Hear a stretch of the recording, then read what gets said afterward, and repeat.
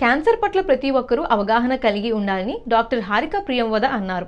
Community paramedics and primary health care providers welfare association, the PMP association ఆధ్వర్యంలో ప్రపంచ cancer అవగాహన దినోత్సవం సందర్భంగా ర్యాలీ నిర్వహించారు.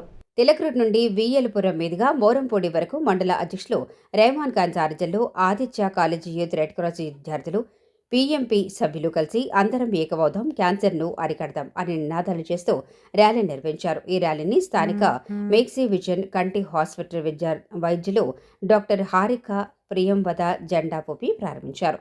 నేటి ఆహార నియమాలలో మార్పులు, ప్లాస్టిక్ వాడకం, ధూమపానం, మద్యపానం వల్ల ఎక్కువగా క్యాన్సర్ బారిన పడుతున్నారని అన్నారు.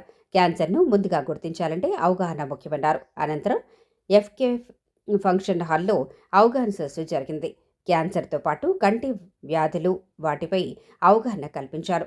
జిల్లా అధ్యక్షులు, రాష్ట్ర మీడియా కన్వీనర్ బళ్ళా శ్రీనివాసరావు, కార్యదర్శి P Devanandam, Matta Ramesh Reddy, red cross జిల్లా కోశాధికారి డాక్టర్ జి మహాలక్ష్మి, ఆదిత్య కళాశాల NSS coordinator G Nageswararao, KSN Reddy, Baby Sarojini, V Sailaja, S Lakshmanarao, Kola Lakshminarayana, Heera, Rajyalakshmi, K Masararaju, P Vasu, N Satyanarayana, MS Prakash, M Janakiramaiah పాల్గొన్నారు.